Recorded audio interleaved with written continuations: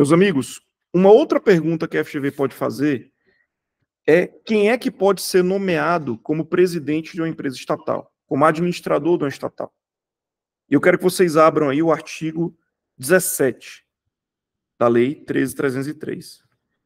Ela vai ser uma lei que vai dizer, se aí você pode grifar, os membros do Conselho de Administração e os indicados para os cargos de diretor, inclusive presidente, diretor-geral e diretor-presidente, serão conhecidos entre cidadãos de reputação ilibada e de notório conhecimento, devendo ser atendidos alternativamente um dos requisitos do inciso 1, A, B ou C, e cumulativamente os requisitos 2 e 3.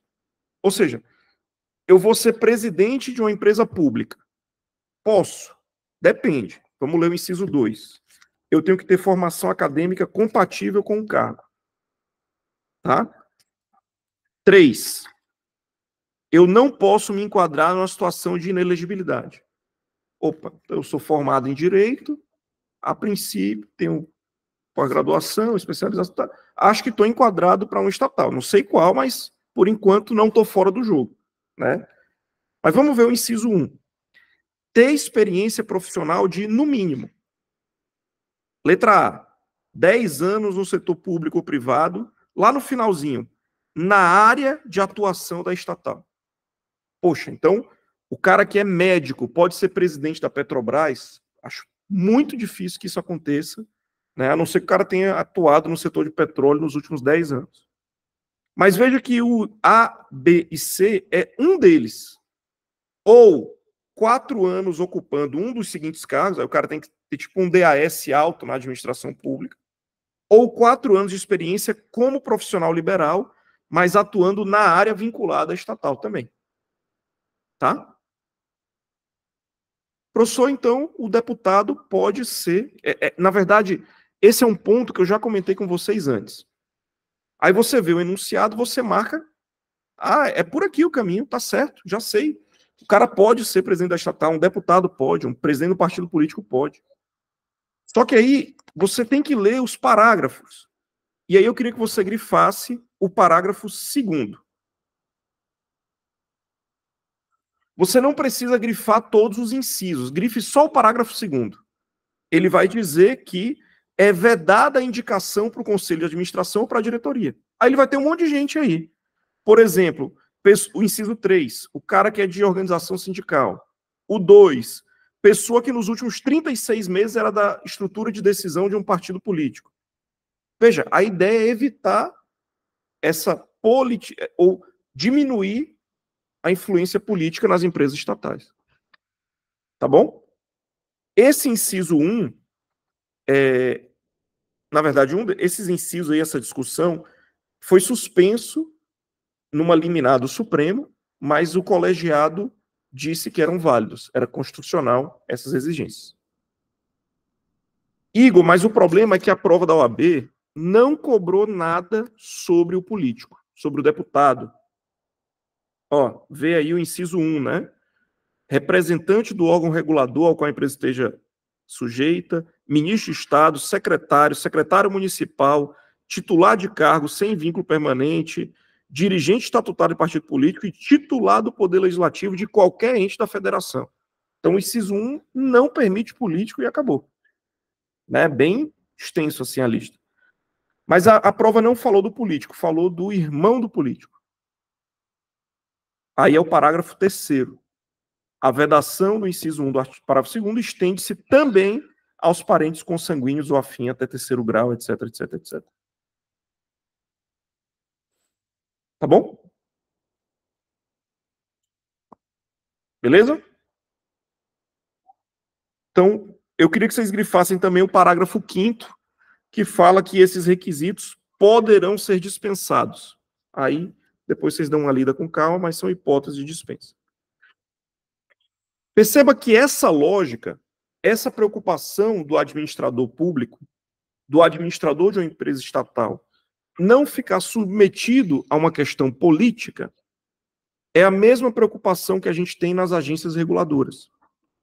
Então, vocês vão abrir agora a Lei 9986 de 2000. Pode ser que a questão traga quem é o administrador da empresa pública, a resposta está ali. Mas eu acho também é provável que ela traga uma pergunta sobre quem é o gestor, quem é o presidente, quem é o diretor da Anatel, da ANAC, de uma agência reguladora. Aí a resposta, pessoal, está no artigo 4º da Lei 9986 de 2000. Todos esses artigos que a gente está grifando, eu quero que você bote um clipe aqui na lateral do seu Vademecum, que é para facilitar na hora de pesquisar. Você vai ver que as agências terão como órgão máximo conselho diretor e tal. Primeiro aspecto das agências reguladoras. Os caras vão ter mandatos de 4 anos. Ou seja, ainda que mude o presidente da República, o cara continua. Então ele tem uma independência em relação ao poder público. Então você pode grifar o parágrafo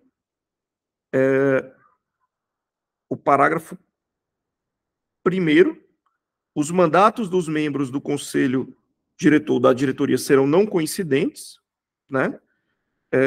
Que mais? Você pode grifar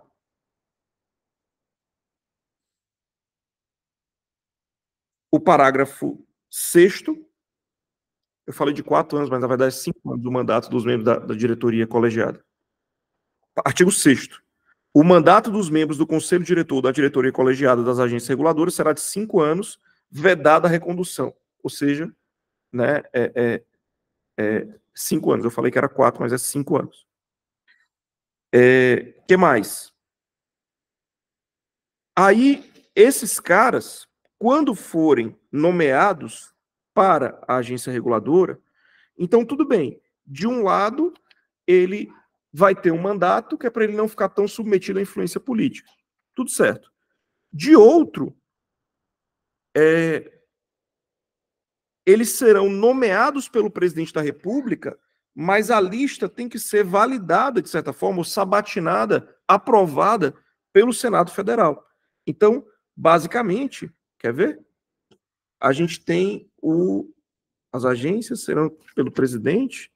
Acabei perdendo aqui o artigo, mas o parágrafo 5º do artigo 5º responde: a indicação pelo presidente da República dos membros do Conselho Diretor serão submetidas, né, ou a serem submetidas pela aprovação do Senado Federal. Tá? Então, o cara é nomeado e depois ele o seu nome é validado, é aprovado pelo Senado Federal. Só que aqui a gente tem a mesma lógica que a gente viu lá na lei das estatais.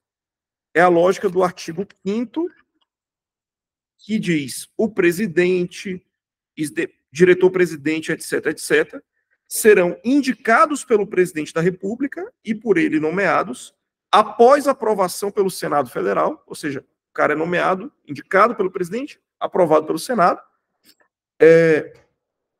entre cidadãos de reputação ilibada e notório conhecimento, no campo de sua especialidade, devendo ser atendidos um dos requisitos.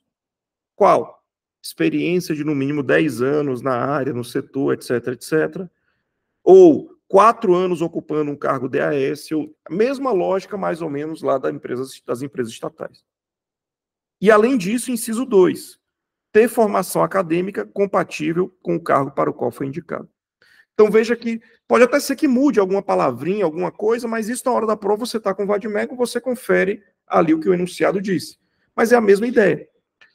E eu vou lá no artigo 8A e ele vai dizer que é vedada a indicação para o conselho diretor das agências reguladoras de quem? Olha o tanto de inciso aí, olha lá no inciso 3, de pessoa que participe de organização sindical. Olha no inciso 1, detentor de mandato no poder legislativo de qualquer dos entes. Ou seja, é mais ou menos a mesma ideia. Nem todo mundo pode ser presidente de uma agência reguladora.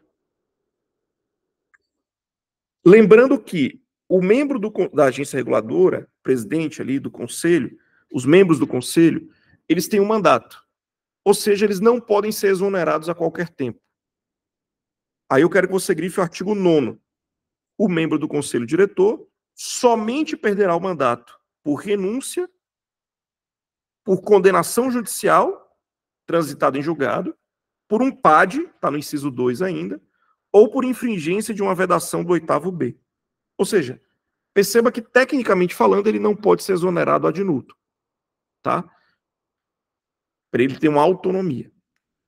E aí, para a gente finalizar essa discussão específica aqui da agência reguladora, essa lei 9986, ela dispõe sobre o regime de pessoal.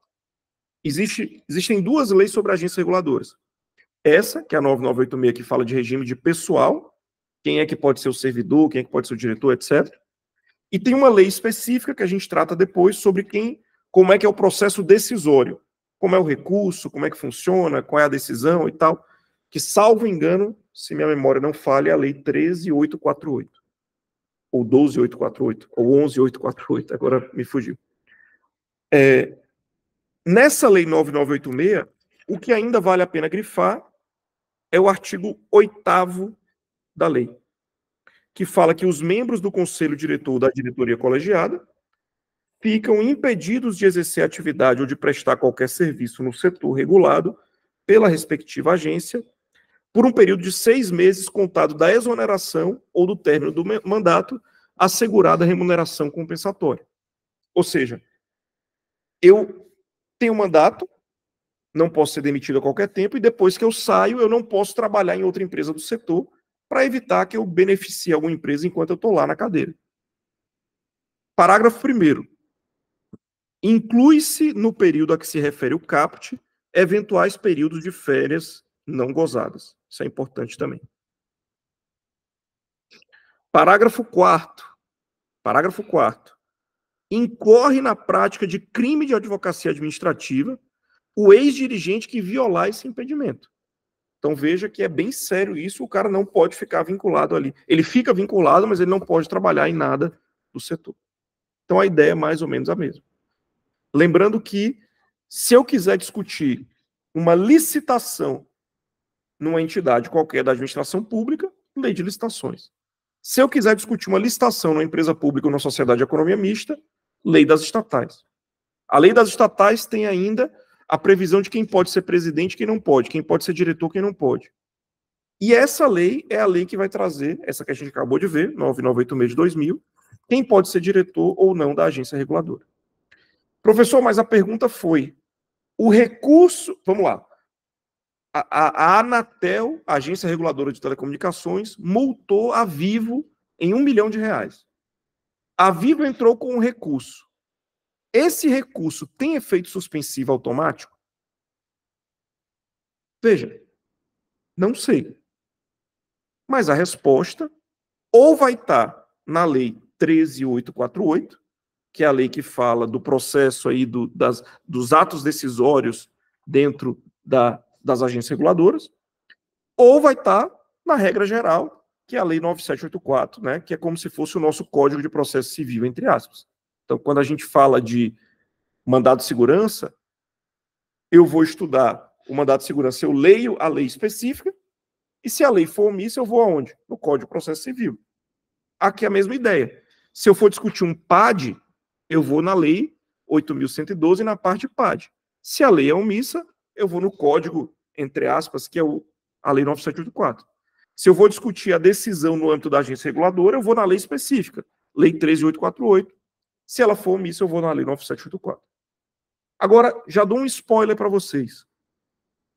Muito provavelmente os artigos da lei 9784 e das leis específicas são iguais. Muito provavelmente.